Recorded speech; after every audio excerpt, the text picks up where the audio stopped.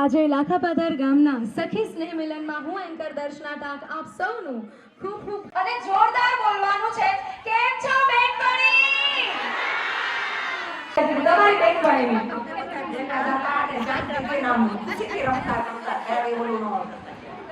50 થી તો વધારે વર્ષ છે એ વાત તો પાકી છે. એટલે એટલા વર્ષ પહેલા જ્યારે તમે નાના હતા ત્યારે બેનપણી વાળી એકાદ એવી વાત જે તમને અત્યાર સુધી યાદ હોય.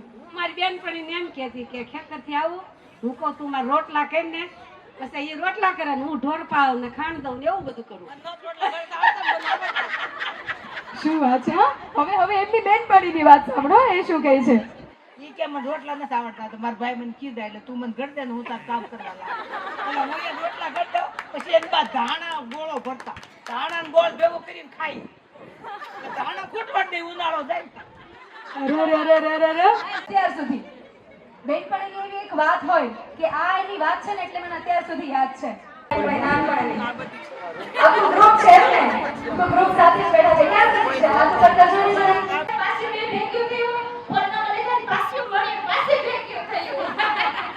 યાદીમાં એક વસ્તુ આપી પાછી 20 વર્ષ પછી. ઓકે, તમારા બેનપણી છે. બીજા હા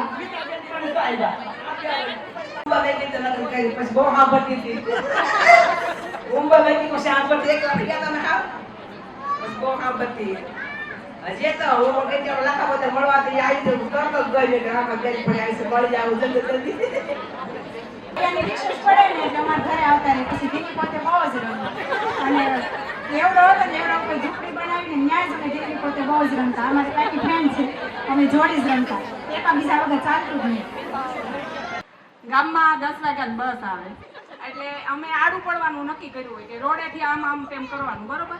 પછી અમે આમ તેમ કરતા, બસ દૂર હોય એટલે આમ આગળ પાછળ એવી રીતે કરતા. પછી એક દિવસ કંડક્ટર નીચે ઉતરી ખીજાવાયો તો હું છુપાઈ ગઈ અને આનો વારો ચડતો.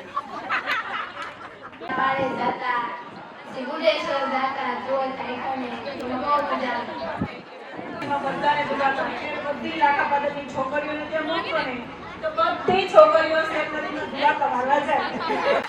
વાત કરી છે. હજુ પણ કોઈને કઈ વાત કરી હોય તો હાથ ઉપર કરી દેજો. કોઈ તેમાં ફૂટતા માથે ઓઢીને તો તેદાને મોઢું પાછું વાળીએ ને પછી અમે તેદો ઈ રીતના ફૂટતા અને તેમને જાન હતા કે તેમને પાળે જાતા. ભાગ શું ખાતા? એવા દાદા નાગર બાપુની દુકાને ગોળીઓ લઈ આવી, ગુલ્ફી લઈ આવી. તઈ તો બેન 5 ની 10 ની ગુલ્ફી આવતી, અટાણે 5 ની 10 ની ગુલ્ફી આવે. એ જમાનાની વાત જ નહીં. ઈ જમાનો તો ભૂલાઈ ગયો છે. સૌથી પહેલો દેદે તમારે જ કૂદવાનો છે આજે.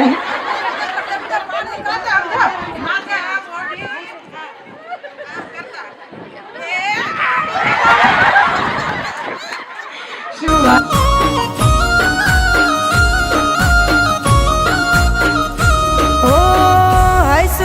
ભાગ્યશાળી મને તું મળી. ઓ હસ હું ભાગ્યશાળી મને તું મળી. બેનથી વાલી તું મારી બેનપણી.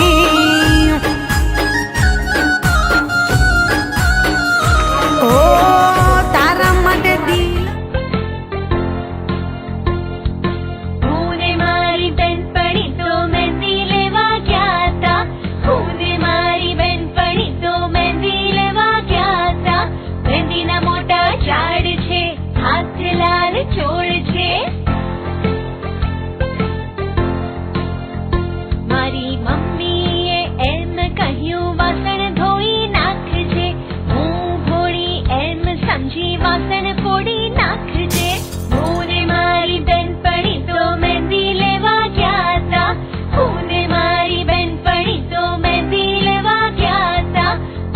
મોટા ઝાડ છે હાથ લાલ ચોળ